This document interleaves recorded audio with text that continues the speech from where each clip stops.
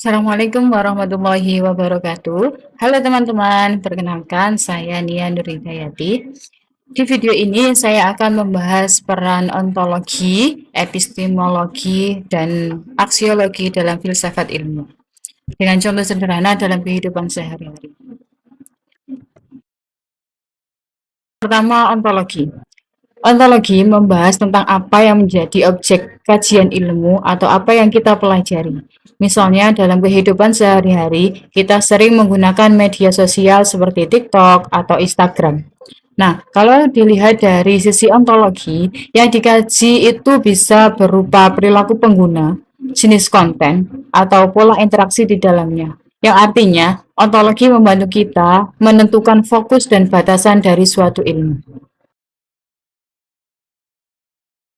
Yang kedua, epistemologi. Epistemologi membahas bagaimana cara kita memperoleh pengetahuan.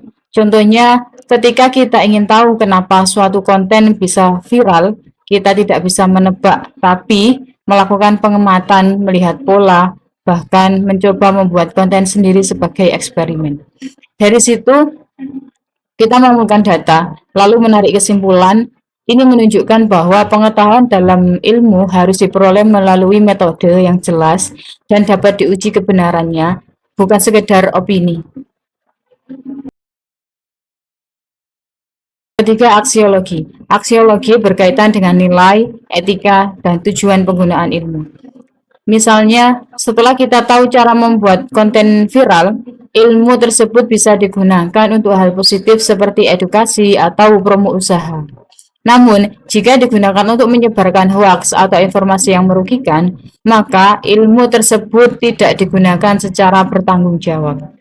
Disinilah aksiologi menjadi penting karena ilmu tidak hanya soal benar atau salah, tapi juga soal baik atau tidak.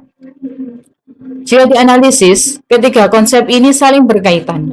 Ontologi menentukan apa yang dipelajari, epistemologi menentukan bagaimana cara mempelajarinya, dan aksiologi menentukan apa ilmu tersebut digunakan. Kalau salah satu diabaikan, maka ilmu bisa menjadi tidak seimbang.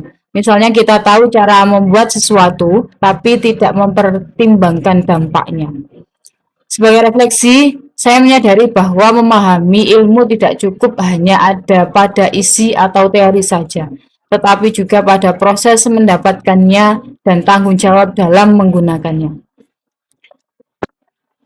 Kesimpulannya, dengan memahami ontologi, epistemologi, dan aksiologi, kita bisa menjadi lebih kritis dan bijak dalam belajar maupun menerapkan ilmu dalam kehidupan sehari-hari. Terima kasih, tetap semangat. Sekian dari saya. Assalamualaikum warahmatullahi wabarakatuh.